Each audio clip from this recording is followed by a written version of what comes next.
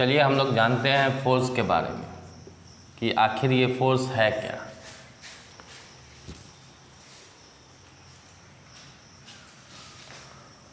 तो आइए हम जानते हैं फोर्स के बारे में, ये फोर्स है क्या।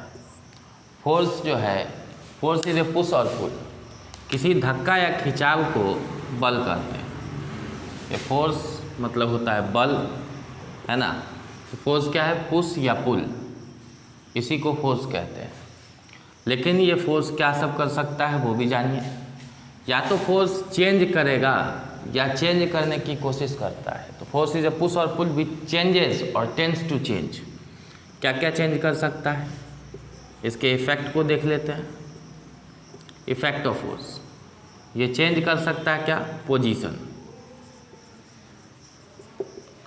किसका, तो ऑब्जेक्ट का।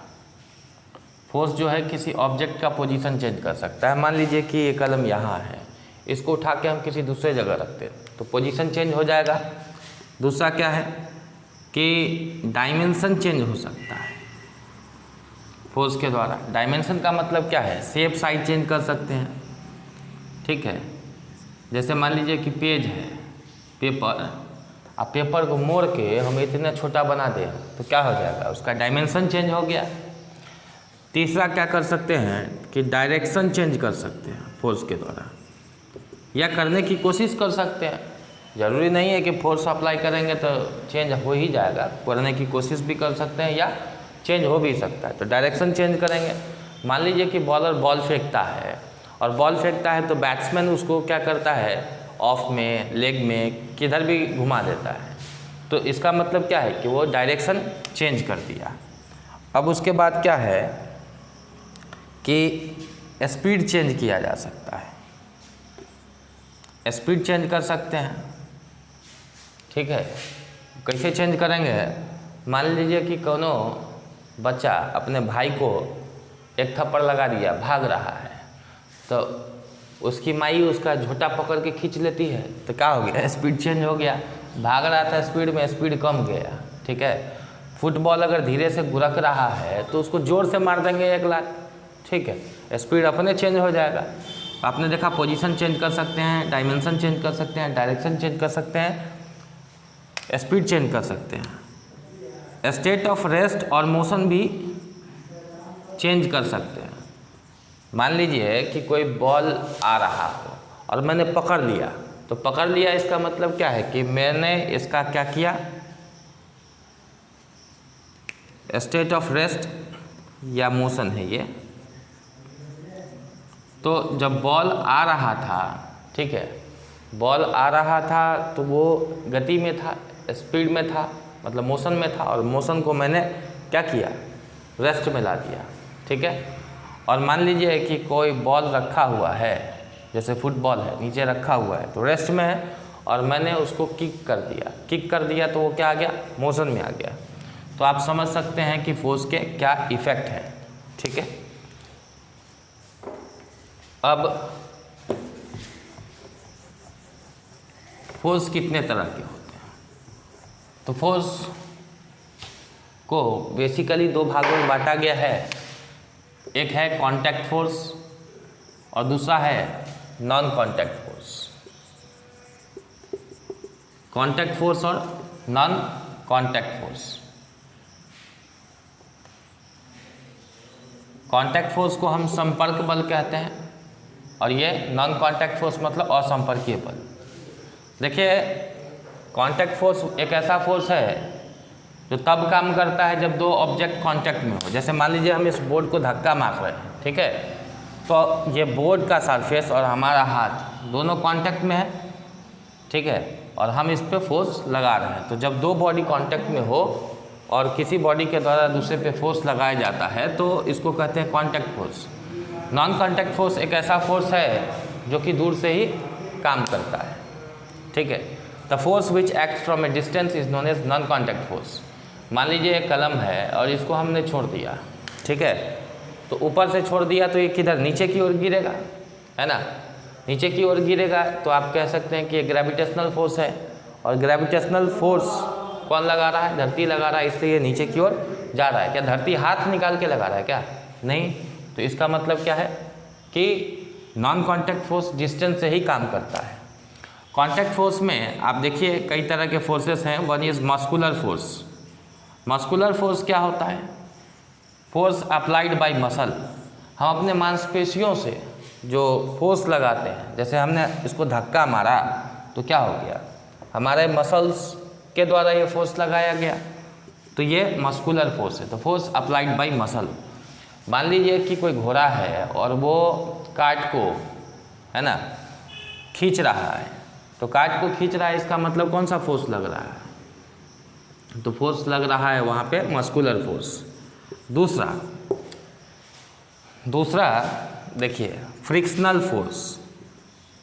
फ्रिक्शनल फोर्स क्या है? ये भी एक तरह का कांटेक्ट फोर्स है। फ्रिक्शनल फोर्स का मतलब होता है कि रिलेटिव मोशन अपोजिंग फोर्स को हम फ्रिक्शनल फोर्स कहते हैं। रिलेटिव मोशन अपोजिंग फोर्स का मतलब क्या है कि यहाँ पे भी दो ऑब्जेक्ट कांटेक्ट में है। मान लीजिए कि ये एक बक्सा है, ठीक है, तो इसको हम धक्का मार रहे हैं आगे की ओर, फोर्स लगा रहे हैं आगे की ओर, है ना। तो फ्रिक्शनल फोर्स इस बक्से के निचले सरफेस और ये जो सतह है, मान लीजिए ये फ्लोर है ना, ज़मीन का फ्लोर, तो उसके बीच में क्या होगा कि फ्रिक्शनल फोर्स लगेगा। हमारा जो अप्लाइड फोर्स है ये हम आगे के डायरेक्शन में लगा रहे हैं, तो फ्रिक्शनल फोर्स पीछे के डायरेक्शन में लगेगा, ठीक है। ये एक गति विरोधी बल है। फ्रिक्शनल फोर्स जो है रिलेटिव मोशन अपोजिंग फोर्स है ना, मोशन को अपोज करता है। मान लीजिए आप साइकिल चला रहे हैं और साइकिल में ब्रेक मारते हैं, तो साइकिल में जैसे ही ब्रेक मारते हैं तो क्या होता है कि साइकिल रुकती है। क्यों रुकता है? जब साइकिल चल रही हो तो टेंजेंशियल फोर्स उसका आगे की ओर लगता है, ये अप्लाइड फोर्स हुआ, और ब्रेक अप्लाई करते हैं तो उसका फ्रिक्शनल फोर्स पीछे की ओर काम करता है। तो ये फ्रिक्शनल फोर्स इसके मोशन को, साइकिल के मोशन को अपोज किया, इसीलिए इसको हम कहते हैं क्या, रिलेटिव मोशन अपोजिंग फोर्स। अब देखिए तीसरा जो कांटेक्ट फोर्स है वो है normal reaction force. Normal reaction force, ये आखिर नॉर्मल रिएक्शन फोर्स होता क्या है? ठीक है, तो मान लीजिए कि ये एक सरफेस है, टेबल है, टेबल के ऊपर हमने एक पुस्तक रख दी, बुक रख दिया, तो बुक का वेट किधर काम करेगा? तो वेट जो है वो नीचे की ओर काम करेगा, और वेट भी एक तरह का फोर्स है, ठीक है। और तो इस वेट को, इस बुक के वेट को मेंटेन करने के लिए या रेजिस्ट करने के लिए, ठीक है, इस सरफेस के द्वारा एक फोर्स लगाया जाएगा, टेबल के अपर सरफेस के द्वारा एक फोर्स लगाया जाएगा ऊपर के डायरेक्शन में, ताकि वो इसके वज़न को संभाल सके। तो ये जो वज़न को संभालने के लिए जो फोर्स लगाया टेबल के सरफेस ने, वो क्या है? रिएक्शनल फोर्स, ठीक है। तो रिएक्शनल फोर्स चूँकि ये सरफेस के परपेंडिकुलर लगता है, इसीलिए हम इसको नॉर्मल रिएक्शन फोर्स कहते हैं। The force applied by the surface to maintain the weight of an object kept on it, ठीक है। तो ये नॉर्मल रिएक्शन फोर्स था। अब चलिए हम बात करें टेंशन फोर्स का।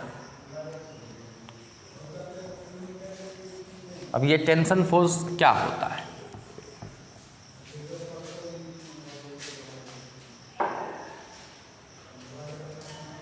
टेंशन फोर्स, देखिए वैसे भी ज़िंदगी में बहुत टेंशन है ना, तो फोर्स में भी क्या टेंशन फोर्स क्या है वो समझ लीजिए। मान लीजिए कि ये एक स्ट्रिंग है, धागा है, और धागे से हमने क्या किया, एक ऑब्जेक्ट को लटका दिया। ये ऑब्जेक्ट है, इसको लटका दिया, तो ऑब्जेक्ट का वेट किधर काम करेगा? नीचे की ओर। तो रस्सी में एक फोर्स डेवलप करेगा जो कि इसके ठीक वेट के ठीक अपोजिट डायरेक्शन में डेवलप करेगा, ठीक है। वेट नीचे काम कर रहा है तो टेंशनल फोर्स ऊपर काम करेगा। तो ये आखिर टेंशनल फोर्स है क्या? टेंशनल फोर्स एक ऐसा फोर्स है जो कि स्ट्रिंग में, मतलब धागे में डेवलप करता है, या रस्सी में डेवलप करेगा, या चेन जो भी है उसमें डेवलप करेगा to maintain the weight of the object suspended from it. जिस ऑब्जेक्ट को हम लटकाते हैं उसके वेट को मेंटेन करने के लिए, है ना, स्ट्रिंग में जो फोर्स डेवलप करता है उसको हम कहते हैं टेंशन फोर्स, ठीक है। अब टेंशन फोर्स हो गया। अब देखिए हम बात करेंगे नॉन कांटेक्ट फोर्स का। नॉन कांटेक्ट फोर्स मैंने बताया कि एक ऐसा फोर्स है जो कि डिस्टेंस से ही काम करता है, है ना, दूर से ही काम करता है। जैसे देखिए ग्रेविटेशनल फोर्स, तो ग्रेविटेशनल फोर्स क्या है? ग्रेविटेशनल फोर्स जो है ये एक एट्रैक्शनल फोर्स है, ठीक है, यूनिवर्सल एट्रैक्शनल फोर्स है। यूनिवर्सल एट्रैक्शनल फोर्स कहने का मतलब क्या है कि पूरे यूनिवर्स में ग्रेविटेशनल फोर्स काम करता है और कोई भी दो ऑब्जेक्ट हो उसके बीच में ग्रेविटेशनल फोर्स काम करेगा, ठीक है। तो ये एक एट्रैक्टिव फोर्स है। देखिए जैसे हम पे भी ग्रेविटेशनल फोर्स लग रहा है, हमको कौन खींच रहा है? हमारे सराउंडिंग में जितने भी चीज़ हैं हम सभी खींच रहे हैं। ये बोर्ड हमको खींच रहा है, पंखा खींच रहा है, बल्ब खींच रहा है, कैमरा खींच रहा है, स्टैंड खींच रहा है, ठीक है।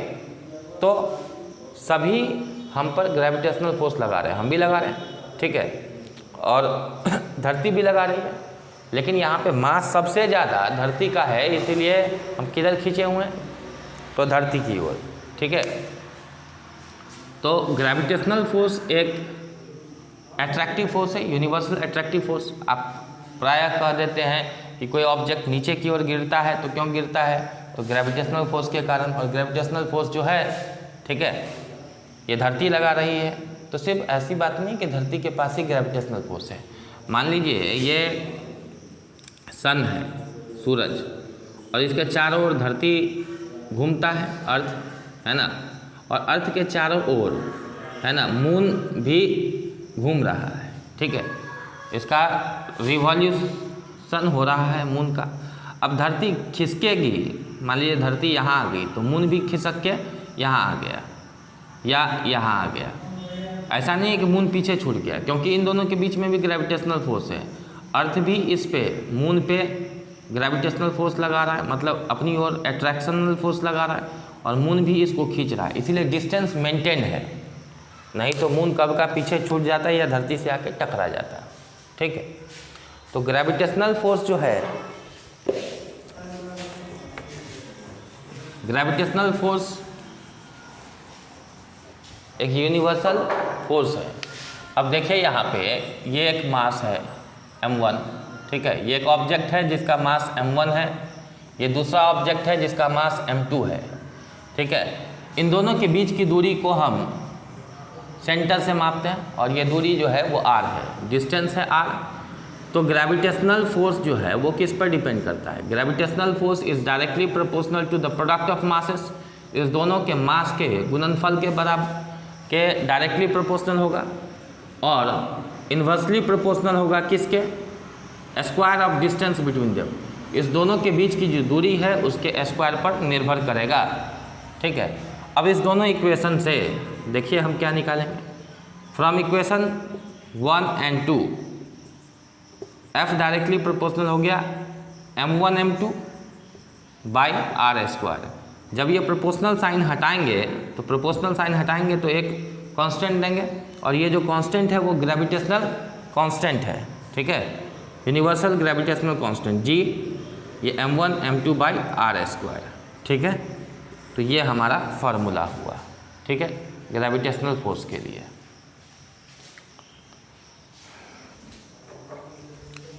अब देखें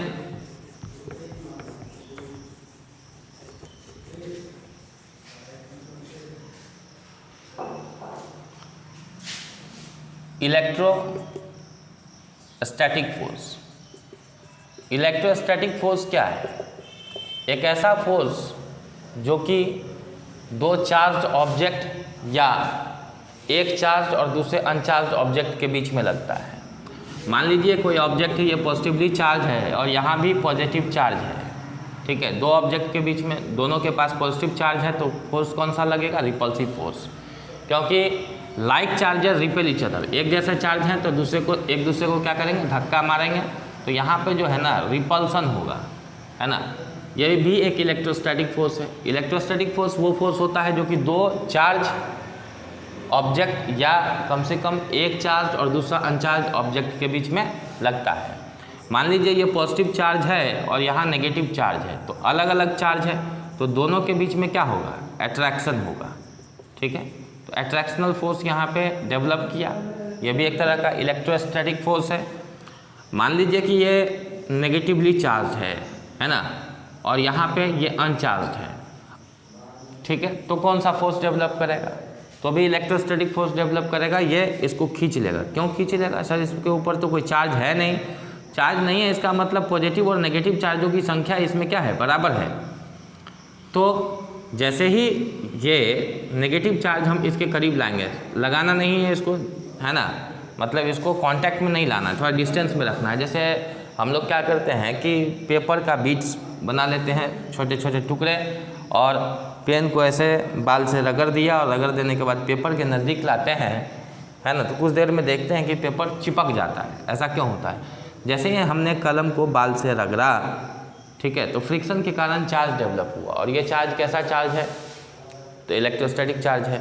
बाल अपना इलेक्ट्रॉन दिया पेन को, ठीक है, तो जो इलेक्ट्रॉन देता है वो पॉजिटिव चार्ज, जो लिया वो नेगेटिव चार्ज। अब इसके ऊपर नेगेटिव चार्ज है और पेपर के ऊपर कोई चार्ज नहीं था, तो कुछ देर पास में रखने से, पेन को उसके ऊपर रखने से क्या हुआ कि ये जो इसके पॉजिटिव चार्ज है, चूँकि इसके पास नेगेटिव चार्ज है, तो पॉजिटिव चार्ज जो है वो सरफेस पे आ जाते हैं, और इस सरफेस पे आ जाने के कारण इसके ऊपर पॉजिटिव चार्ज डेवलप कर जाता है और दोनों में अट्रैक्शन हो जाता है। ठीक है, सिमिलर केस है जब हम एक पॉजिटिव चार्ज ले लें और दूसरा अनचार्ज ऑब्जेक्ट ले लें, ठीक है, तो भी यहाँ पे क्या होगा? अट्रैक्शन होगा, क्योंकि जब अनचार्ज है तो इसमें पॉजिटिव और नेगेटिव चार्जों की संख्या बराबर है। ठीक है, तो क्या होगा कि इसके ऊपर पॉजिटिव चार्ज है तो ये इसके कांटेक्ट में, डायरेक्ट फिजिकल कांटेक्ट में नहीं है, मतलब थोड़े डिस्टेंस में है, तो क्या होगा कि इंडक्शन के द्वारा इसमें चार्ज डेवलप कर जाएगा। ये पॉजिटिव चार्ज है और यहाँ नेगेटिव चार्ज है, इसके पास पॉजिटिव है तो ये क्या करेगा? अपना नेगेटिव चार्ज अपने सरफेस पे ले आवेगा, और ये बिहेव करेगा कैसे? नेगेटिव चार्ज के जैसे, इसलिए इसके बीच में क्या हो जाएगा? अट्रैक्शन हो जाएगा। ठीक है, तो ये था इलेक्ट्रोस्टैटिक फोर्स। अब देखिए इलेक्ट्रोस्टैटिक फोर्स के बाद हम बात करेंगे मैग्नेटिक फोर्स के बारे में। ठीक है, मैग्नेटिक फोर्स क्या है? तो मैग्नेट जो फोर्स लगाता है उसी को हम मैग्नेटिक फोर्स कहते हैं। The force applied bye magnet. अब मैग्नेट कैसे फोर्स अप्लाई करता है? मान लीजिए ये चुंबक है, चुंबक मतलब मैग्नेट है, इसका ये नॉर्थ पोल है, साउथ पोल है। मैग्नेट में दो पोल होते हैं, एक नॉर्थ पोल और दूसरा साउथ पोल, और यहाँ पे हमने एक कांटी ले लिया, मतलब नेल ले लिया, है ना, तो ये इसको खींचेगा कि नहीं खींचेगा? ऑब्वियसली खींच लेगा। ये जो मैग्नेट है वो क्या करेगा? कांटी को अपनी ओर खींच लेगा। तो मैग्नेट के द्वारा लगाया गया फोर्स क्या कहलाता है? Magnetic force. ठीक है, अब दो मैग्नेट के बीच में भी फोर्स लगता है। अगर मान लीजिए नॉर्थ है, ये साउथ है, दूसरा भी मैग्नेट है, इसका भी यहाँ पे नॉर्थ पोल है, साउथ पोल है, तो सेम पोल है, इसीलिए इसके बीच में क्या होगा? रिपल्सन होगा। ठीक है, अगर मान लीजिए कि यहाँ पे नॉर्थ पोल है, यहाँ साउथ है, और दूसरे का इधर साउथ इधर नॉर्थ है, तो अपोजिट पोल जैसे होंगे तो उसके बीच में क्या होगा? अट्रैक्शन होगा। ठीक है, तो चूंकि मैग्नेट्स जो है वो फोर्स लगा रहे हैं एक दूसरे के ऊपर, तो फोर्स जो कि मैग्नेट लगाता है उसको हम क्या कहते हैं? मैग्नेटिक फोर्स कहते हैं। चलिए, अब हम बात करेंगे बैलेंस्ड और अनबैलेंस्ड फोर्स का। What is this balanced and unbalanced force? ठीक है, उससे पहले हम ये भी जान लेते हैं कि आखिर फोर्स बराबर होता क्या है। फोर्स बराबर होता है mass into acceleration. Mass into acceleration, मतलब फोर्स को हम F से दिखाते हैं, मास को M से और एक्सेलरेशन A से। फोर्स का ये SI यूनिट क्या होगा? मास को kg में मापते हैं, एक्सेलरेशन को मीटर पर सेकेंड में, तो ये हो गया किलोग्राम मीटर पर सेकेंड स्क्वायर। ठीक है, तो किलोग्राम मीटर पर सेकेंड स्क्वायर को हम न्यूटन कहते हैं। तो SI यूनिट जो है, SI यूनिट ऑफ फोर्स क्या हो गया? तो फोर्स का SI यूनिट हो गया न्यूटन। ठीक है, और CGS यूनिट क्या है? तो CGS यूनिट जो है वो क्या है? CGS unit of force is dyne, है ना, डाइन है। CGS का मतलब क्या होता है? देखिए, हम जब भी मेजरमेंट करते हैं किसी भी चीज़ का तो वो बेसिकली तीन चीज़ों में करते हैं। ठीक है, लेंथ, मास और टाइम के केस में। तो ये C जो है वो सेंटीमीटर है, G जो है वो ग्राम है, और S जो है वो सेकेंड है। ठीक है, तो सेंटीमीटर जो है ये लेंथ का यूनिट है, ग्राम जो है वो मास का यूनिट है, और सेकेंड जो है वो टाइम का यूनिट है, ठीक है। तो इतना बात क्लियर हो गया। अब देखें आगे, बैलेंस्ड एंड अनबैलेंस्ड फोर्स, ठीक है। बैलेंस फोर्स और अनबैलेंस फोर्स समझें। What is this balanced force? देखिए पहले हम एग्जाम्पल से समझ लेते हैं। मान लीजिए कि एक ऑब्जेक्ट है, इस पे आगे की ओर 2 फोर्सेस लग रहे हैं, ये 10 न्यूटन और ये 5 न्यूटन, ठीक है। और इसके अपोजिट डायरेक्शन में 15 न्यूटन का एक ही फोर्स लग रहा है। तो या तो 2 फोर्स लगे या 2 से अधिक फोर्स लगे, ठीक है। तो इसमें नेट फोर्स कितना होगा? तो फोर्स के पास डायरेक्शन होता है, फोर्स एक वेक्टर क्वांटिटी है। आगे के ओर फोर्स लग रहा है 10 न्यूटन और 5 न्यूटन, तो आगे के डायरेक्शन को अगर हम प्लस ले लेते हैं और इधर के डायरेक्शन को माइनस ले लेते हैं तो नेट फोर्स कितना होगा? ये 10 न्यूटन प्लस में प्लस 5 न्यूटन प्लस ये अपोजिट डायरेक्शन में है इन दोनों फोर्स के, तो इसका हम माइनस साइन ले लेंगे, ठीक है। तो 10 न्यूटन और 5 न्यूटन 15 न्यूटन, अब 15 में से प्लस माइनस माइनस 15 न्यूटन गया, ठीक है। 15 में से 15 गया तो 0 न्यूटन। कितना न्यूटन? 0 न्यूटन। तो जब नेट फोर्स 0 हो, इसका कहने का मतलब है कि व्हेन 2 और more force acts on a body, किसी बॉडी पे 2 या 2 से अधिक फोर्स एक्ट करे और नेट फोर्स क्या हो? 0 हो, तो इस फोर्स को हम बैलेंस फोर्स कहते हैं, ठीक है। तो बैलेंस फोर्स क्या हो गया? ये बात हम समझ गए, ठीक है। मान लीजिए ये एक ऑब्जेक्ट है, इस पे 10 न्यूटन का फोर्स इधर से लगाया जा रहा है और 10 न्यूटन का फोर्स इधर से लगाया जा रहा है, तो भी नेट फोर्स क्या होगा? इस पे दो ही फोर्स काम कर रहे हैं।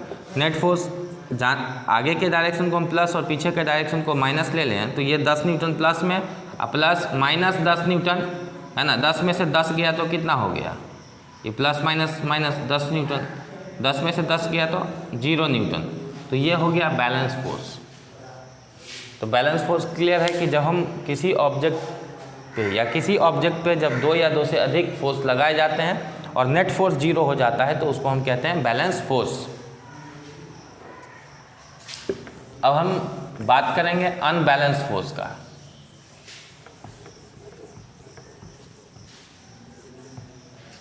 Unbalance force, what is this unbalance force? Unbalance force का मतलब है कि किसी ऑब्जेक्ट पे 2 या 2 से अधिक बल लगाए जा रहे हैं, मतलब फोर्स लगाए जा रहे हैं, लेकिन नेट फोर्स 0 नहीं है।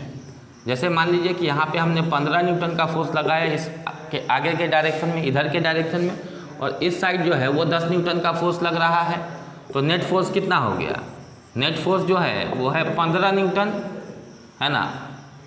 प्लस ये चूँकि अपोजिट डायरेक्शन में इसलिए हमको माइनस साइन लेना पड़ेगा, यहाँ 10 न्यूटन। तो 15 Newton plus minus minus 10 Newton कितना हो गया? 5 न्यूटन। तो 5 न्यूटन इधर के डायरेक्शन में ज़्यादा है ना। तो इसका मतलब ऑब्जेक्ट मूव करेगा, किधर मूव करेगा? आगे की ओर मूव करेगा, इधर की ओर, ठीक है। इस और यहाँ पे नेट फोर्स 0 नहीं आया है। तो अनबैलेंस फोर्स एक ऐसा फोर्स होता है जिसमें 2 या 2 से अधिक फोर्स लगते हैं किसी ऑब्जेक्ट पे, लेकिन नेट फोर्स जो है वो 0 नहीं होता है, तो इसी को कहते हैं हम अनबैलेंस फोर्स।